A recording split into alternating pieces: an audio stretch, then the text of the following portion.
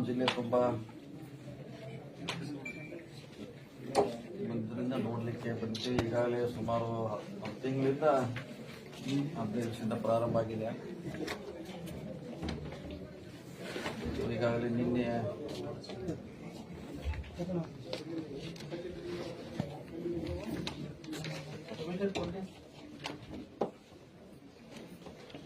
ನಿನ್ನೆ ಕೂಡ ಸಿಎಂ ಅವರು ಬಂದಿದ್ರು ಕಾಗವಾಡ ಕಾನ್ಫರೆನ್ಸ್. ಸೊ ಇವತ್ತು ಅಥಣಿಯಲ್ಲಿ ನೋಡ್ಬೇಕು, ಯಾಕಂದ್ರೆ ಬರ್ಲಿಕ್ಕೆ ಆಗಿರ್ತೀನಿ ನನಗೆ ಅಧಿವೇಶನ ಇರೋದ್ರಿಂದ. ಇವತ್ತು ಬಂದು ಅಧಿಕಾರಿ ಗೊತ್ತೇ ಮಾಹಿತಿ ಪಡೆದಿದ್ದೀವಿ ಏನಾಗಿದೆ ಅಂತ, ಏನೇನು ಮಾಡಬೇಕು ನಮ್ಮ ವತಿಯಿಂದ.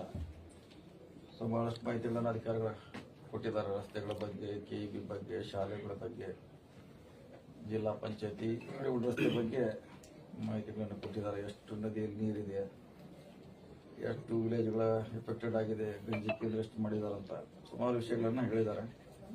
ಸೊ ಈ ಸದ್ಯಕ್ಕಂತೂ ನಾರ್ಮಲ್ ಆಗಿದೆ ಮತ್ತು ನೀರ ದಿನೇ ದಿನೇ ಕಡಿಮೆ ಆಗ್ತಾ ಇದೆ ನಿನ್ನಿಂದ. ಸೊ ಒಂದು ವಾರದಲ್ಲಿ ಸಂಪೂರ್ಣವಾಗಿ ವರ್ಷ ನಿಯಂತ್ರಣಕ್ಕೆ ಬಂದ ಮೇಲೆ ಈ ಕಾಮಗಾರಿಗಳು, ರಸ್ತೆ ರಿಪೇರಿ ಇರ್ಬೋದು, ಶಾಲೆ ರಿಪೇರಿ ಇರ್ಬೋದು, ಸೊ ಎಲ್ಲ ಕಾಮಗಾರಿಗಳು ಪ್ರಾರಂಭ ಮಾಡಲಿಕ್ಕೆ ಸೂಚನೆಯನ್ನು ಕೊಟ್ಟಿದ್ದೇವೆ. ಸರ್, ನಿನ್ನೆ ಸಿಎಂ ಅವರು ಬಂದಾಗ ನೀವು ಮತ್ತು ಲಕ್ಷ್ಮಣ್ ಸಹೋದರಿ ಒಂದೇ ಗಾಡಿಯಲ್ಲಿ ಬಂದು ಸಿಎಂ ಅವರೇನು ಮುನಿಸನ್ನ ಸಂಧಾನ ಮಾಡಿದ್ರು ಅಂತ ಸುದ್ದಿ ಸರ್. ನೆರೆ ಸಂತ್ರಸ್ತರಿಗೆ ಸಿಕ್ಕಿಲ್ಲ ಸರ್, ಹಕ್ಕುಪತ್ರ ಸಿಕ್ಕಿಲ್ಲ ಸರ್, ನಿವೇಶನ ಮಾಡಿದ್ದಾರೆ. ಅದನ್ನೇ ಹೇಳಿದ್ವಿ. ಈಗ ಹಿಂದೆನೆ ನಾ ಮಹೇಶ್ ಕುಂಟೋಳಿದ್ದಾಗ ಹೇಳಿದ್ರೆ ಇನ್ನೊಂದು ವಾರನ ಕೊಡ್ತೀವಿ ಅಂತ ಹೇಳಿದ್ರು. ನಾನು ಹೇಳಿದ್ದೆ, ಗೋಕಾಕ್ ಬಂದಿರೋ ಜನ ಭಾಳಷ್ಟು ನಾ ಹೇಳಿದ್ದೆ, ಕೊಟ್ಬಿಡ್ರಿ ಬೇಗ ಒಂದು ಫಂಕ್ಷನ್ ಮಾಡಿ ಅಂತ ಹೇಳಿದ್ವಿ. ಅವಾಗ ಕೊಡ್ಲಿಕ್ಕೆ ಇವು ಅಧಿಕಾರಿಗಳು ಹೇಳಿದ್ವಿ, ಶಾಸಕರು ಬಂದ ಮೇಲೆ ಅವ್ರ ಜೊತೆ ಚರ್ಚೆ ಮಾಡಿ ಪಂಚಾಯತ್ ಜೊತೆ ಬೇಗ ಕೊಟ್ಬಿಡಿ ಅಂತ ಹೇಳಿದ್ವಿ. ಅವ್ರು ನಮ್ಗೆ ಹಕ್ಕುಪತ್ರ ಕೊಟ್ಟರೆ ನಮ್ಮ ಜವಾಬ್ದಾರಿ ಅಂತ ಅವ್ರು ಹೇಳ್ತಿದ್ದಾರೆ. ಅಧಿಕಾರಿಗಳ ಸೂಚನೆ ಕೊಟ್ಟಿದ್ವಿ. ಸರ್ಕಾರ ಮಟ್ಟದೊಳಗೆ ಈ ಶಾಶ್ವತ ಪರಿಹಾರ ಇದಕ್ಕೇನಾದ್ರು ಒಂದು ಚಿಂತನೆ? ಶಾಶ್ವತ ಪರಿಹಾರ 30 ವರ್ಷದಿಂದ 40 ವರ್ಷದಿಂದ ಯಾವ ಸರ್ಕಾರಕ್ಕೂ ಮಾಡಲಿಕ್ಕೆ ಆಗಿಲ್ಲ. ಅದಕ್ಕೆ ಈಗ ಸರ್ಕಾರ ಒಂದು ಹೊಸ ಚಿಂತನೆ ಮಾಡ್ತಾ ಇದೆ. ಅವ್ರಿಗೆ ಸೈಟ್ ದುಡ್ಡು ಕೂಡ ಕೊಡಬೇಕು. ಸೈಟ್ ದುಡ್ಡು ಮತ್ತು ಮನೆ ದುಡ್ಡು ಎರಡೂ ಪ್ಯಾಕೇಜ್ ಆಗಿ ಕೊಡಬೇಕು. ಅವರೇ ಚಾಯ್ಸ್ ಮಾಡಬೇಕು ಎಲ್ಲಿ ಹೋಗ್ಬೇಕಂತ. ಅದಾದ್ರೆ ಮಾತ್ರ ಇದಕ್ಕೆ ಪರಿಹಾರ. ಇಲ್ಲಾಂದ್ರೆ ಒಂದು ಸಣ್ಣ ವಿಲೇಜ್ ಅಲ್ಲಿ 200 ಎಕರೆ 300 ಎಕರೆ 100 ಎಕರೆ ಅಂತ ಅಸಾಧ್ಯ. ಈಗ 30 ವರ್ಷದಿಂದ ಆಗಿಲ್ಲ ಅಂದ್ರೆ ಇದಕ್ಕೆ ಕಾರಣ.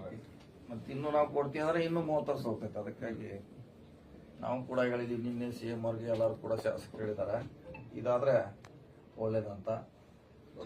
ನಮಗೂ ಕೂಡ ಅದು ಒಳ್ಳೇದು ಅನ್ನಿಸ್ತಾ ಇದೆ. ಯಾಕಂದ್ರೆ ಅವ್ರಿಗೆ ಪರಿಹಾರ ಆಗ್ತೈತೆ, ಅವ್ರಿಗೆ ಚಾಯ್ಸ್ ಬರುತ್ತೆ. ಅಲ್ಲಿ ಇನ್ನೊಂದು ಸ್ವಲ್ಪ ದುಡ್ಡಾಗಿ ಒಳ್ಳೆ ಸೈಟ್ ತಗೋತಾರೆ, ಒಳ್ಳೆ ಮಣ್ಣು ಕಟ್ಕೋತಾರೆ. ಸೊ ಸಿಎಂ ಅವರು ಕೂಡ ನೀನು ಹೇಳಿದ್ದಾರೆ, ಆದಷ್ಟು ಬೇಗ ಇತ್ಯರ್ಥ ಮಾಡೋದು ಕೂಡ ಹೇಳಿದ್ದಾರೆ. ಕೆಲವು ಗ್ರಾಮಗಳಿಗೆ ಎತ್ತರ ರಸ್ತೆಗಳನ್ನ ಮಾಡೋದ್ರಿಂದ ಪ್ರಪೋಸಲ್ ಕೊಟ್ಟಿದ್ದಾರೆ. ಎತ್ತರ ಮಾಡೋದ್ರಿಂದ ಅದು ಶಿಫ್ಟಿಂಗ್ ಮಾಡುವಂತ ಸಮಸ್ಯೆ ತಪ್ಪಿದೆ. ಒಂದು 4-5 ವರ್ಷ ಹೇಳಿದ್ದಾರೆ. ಅದು ಭಾಳ ದೊಡ್ಡ ಲೆಂತ್ ಏನಿಲ್ಲ, ಸ್ವಲ್ಪ ಲೆಂತ್ ಇದೆ. ಅದು ನಮ್ಮ ಇಲಾಖೆಗೆ ರಸ್ತೆ ಬರ್ತದೆ ಹೇಳಿದ್ರಿ. ಜಸ್ಟ್ ಎಸ್ಟಿಮೇಟ್ ಮಾಡ್ಲಿಕ್ಕೆ ಹೇಳಿದೀವಿ. ಅಂದ್ರೆ ಪ್ರತಿ ಸಾರಿ ಇಲ್ಲಿ ಶಿಫ್ಟಿಂಗ್ ಮಾಡ್ತಾ ತಪ್ಪಿದ್ರು. ಸರ್, ಈಗ ಮೂಡ ಹಗರಣ ವಿಚಾರವಾಗಿರಿ ಬಿಜೆಪಿ ಮತ್ತು JDS ಪಾದಯಾತ್ರೆ ಮಾಡ್ತಾ ಇದೆ ಸರ್. 4ನೇ ದಿನ ಆಯ್ತು. ಏನ್ ಹೇಳ್ತಾರೆ ಸರ್ ಬಗ್ಗೆ? ಈಗಾಗಲೇ ಸಿಎಂ ಅವರಿಗೆ ರಾಜೀನಾಮೆ ಒತ್ತಾಯ ಮಾಡ್ತಾ ಇದೆ. ರಾಜೀನಾಮೆ ಕೊಡುವಂತ ಪ್ರಶ್ನೆ ಬರೋದು. ಇವಾಗ ಪಾದಯಾತ್ರೆ ಮಾಡೋದು, ಅಲಿಗೇಷನ್ ಮಾಡೋದು ಅವ್ರ ಹಕ್ಕದು. ಅದನ್ನೇನು ನೀವು ಹಿಂಗೆ ಯಾಕೆ ಮಾಡ್ತಾರೆ ನಾವು ಹೇಳಕ್ಕೆ ಆಗೋಲ್ಲ. ನಾವು ಕೂಡ ಒಂದು ಸಮಾವೇಶ ಮಾಡ್ತಾ ಇದೀವಿ ಮೈಸೂರಲ್ಲಿ. ಮೂಡಾದಲ್ಲಿ ಏನಿದೆ ಅಂತ ನಾವು ಹೇಳಲಿಕ್ಕೆ ಒಂದು ದೊಡ್ಡ ಸಮಾವೇಶ ಮಾಡ್ತೀವಿ. 9 ತಾರೀಕು ಎಲ್ಲ ಶಾಸಕರು ಮಂತ್ರಿಗಳು ಹೋಗ್ತಾ ಇದ್ದೀವಿ. ಸೊ ಅದರಲ್ಲಿ ಏನಾಗಿದೆ ಏನಾಗಿಲ್ಲ ಅನ್ನೋದನ್ನ ಇಡೀ ರಾಜ್ಯ ಜನತೆಗೆ ತಿಳಿಸ್ಲಿಕ್ಕೆ ಒಂದು ಸಮಾವೇಶ ಮಾಡ್ತೀವಿ. ಅಲ್ಲಿ ಅದಕ್ಕೆ ಸರಿಯಾದ ಉತ್ತರ ನಮ್ಮ ಮುಖ್ಯಮಂತ್ರಿಗಳು, ತಜ್ಞರು ಕೊಡ್ತಾರೆ. HDK ಮತ್ತು DK ಅವರ ನಡುವೆ ನಡೀತಿರುವ ವಾಗ್ವಾದ ಇದ್ರ ಬಗ್ಗೆ ಬಹಳ ಪೀಕ್ ಆಗಿ ಹೋಗಿದೆ. ಅದು ಬಹಳ ಎತ್ತರಕ್ಕೆ ಹೋಗಿದೆ. ಅದು ಸರಿಯಾದ ಕ್ರಮ ಅಲ್ಲ ಅಂತ ನನಗೆ ಅನಿಸ್ತಾ ಇದೆ. ಯಾಕಂದ್ರೆ ಅದು ನೋಡಿ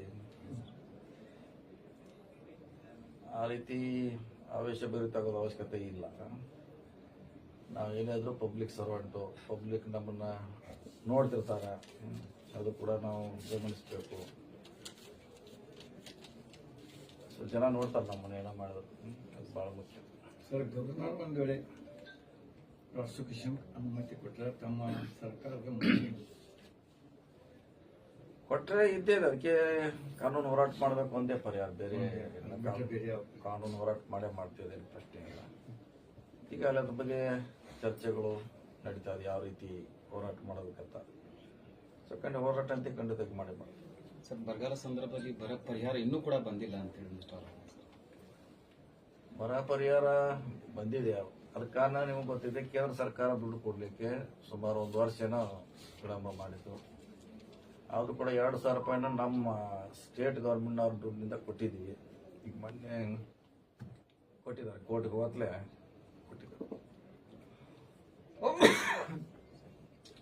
ಸರ್ 14 ಮುಂದೆ ಹೇಳಿಕೆ ನೀಡಿದ್ರು ಸರ್. ಡಿ ಕೆ ಶಿವಕುಮಾರ್ ಅವರನ್ನ ಮುಖ್ಯಮಂತ್ರಿ ಮಾಡೋದು ಬಿಜೆಪಿ ಮತ್ತು ಜೆಡಿಎಸ್ ಪಾದಯಾತ್ರೆ ಮಾಡ್ತಾ ಇದೆ ಅಂತ ಹೇಳಿದ್ರು ಸರ್. ಎಲ್ಲೋ ಒಂದು ಕಡೆ ಬಿಜೆಪಿ, ಕಾಂಗ್ರೆಸ್ ಮತ್ತು ಬಿಜೆಪಿ ನಡುವೆ ಹೊಂದಾಣಿಕೆ ರಾಜಕೀಯ ನಡೀತಾ ಇದೆ ಅಂತ ಸರ್. ಇಲ್ಲ, ಅದ್ರ ಬಗ್ಗೆ ನನಗೆ ಗೊತ್ತಿಲ್ಲ. ಅದು ಅವ್ರು ಹೇಳಿದರೆ ಕಾನೂನು ಪತ್ರಿಕೆಯಲ್ಲಿ ಗಮನಿಸಿದ್ದೀನಿ ಅಷ್ಟೇ. ಸೊ ಅದೇನಿದ್ರು ಕೂಡ ಅವರ ಹೇಳಿಕೆ ಕೊಟ್ಟಿದ್ದಾರೆ. ಈಗ ಅದ್ರ ಬಗ್ಗೆ ನಾನು ಹೇಳಲಿಕ್ಕೆ ಇಷ್ಟಪಡೋಲ್ಲ, ಯಾಕಂದ್ರೆ ಅದ್ರ ಬಗ್ಗೆ ನಮಗೆ ಅವ್ರ ಆರೋಪ ಮಾಡಿದಾಗ ನಮ್ಮ ಕಡೆ ಏನು ಮಾಹಿತಿ ಇಲ್ಲ, ಅದ್ರ ಬಗ್ಗೆ ದಾಖಲೆನೂ ಇಲ್ಲ. ಸರ್ ಸಿಎಂ ಬದಲಾವಣೆ ಬಗ್ಗೆ ಸಹ ಸ್ವಲ್ಪ ಅಲ್ಲಿ ಚರ್ಚೆ ಆಗ್ತಾ ಇದೆ. ಅದ್ರ ಬಗ್ಗೆ ನಡೀತಾ ಸರ್. ಅದರಲ್ಲಿ ತಮ್ಮದು ಸರ್ ಸಿಎಂ ಬದಲಾವಣೆ ಪ್ರಶ್ನೆ ಬರೋದಿಲ್ಲ. ಸಿಎಂ ಅವರು ಏನು ತಪ್ಪು ಮಾಡಿಲ್ಲ, ಹಿಂಗಾಗಿ ಅದನ್ನ ಆ ವಿಷಯ ಚರ್ಚೆ ಅನಾವಶ್ಯಕ ಅಂತ ನನ್ನ ಅಭಿಪ್ರಾಯ. ಸರ್, ಈಗ ವಿರೋಧ ಪಕ್ಷಗಳು ಹಲವಾರು ಅವರಲ್ಲಿ ಇದು ಹಗರಣಗಳಿವೆ. ಅದನ್ನ ಬೆಳಕಿಗೆ ತರುವಲ್ಲಿ ಕಾಂಗ್ರೆಸ್ ಮುಖಂಡರು ಆಗಲಿ ಅಥವಾ ಲೀಡರ್ ಆಗಲಿ ಸಚಿವರಾಗಲಿ ಯಾಕೆ ಪ್ರಯತ್ನ ಮಾಡ್ತಾರೆ? ನಾವು ಮಾಡಬೇಕಾಯ್ತು. 1 ವರ್ಷ 4 ತಿಂಗಳ ನಮ್ಮ ಸರ್ಕಾರ ಬಂದಾಗ ಅದಕ್ಕೆ ಬಗ್ಗೆ ನಾವು ಹೆಚ್ಚು ಗಮನ ಕೊಡಬೇಕಾಗಿತ್ತು, ಕೊಟ್ಟಿಲ್ಲ. ಈಗಾದ್ರೂ ಕೂಡ ನಾವು ಎಚ್ಚೆತ್ತುಕೊಂಡಿದ್ದೇವೆ. ಸುಮಾರು 29 ಪ್ರಕರಣ ವಿಚಾರಣೆ ನಡೀತಾ ಇದೆ. ಸೊ ಅದು ಈಗಾಗಲೇ ನಾವು ಸ್ಪೀಡ್ ಅಪ್ ಮಾಡಿದ್ರೆ ಅದು ಒಂದು ಹಂತಕ್ಕೆ ಬರ್ತಾ ಇತ್ತು. ಈಗ ಕಾಲ್ ಮಿಂಚಿಲ್ಲ, ಈಗ ಕೂಡ ಸ್ಪೀಡ್ ಅಪ್ ಮಾಡ್ತಾ ಇದ್ದೀವಿ.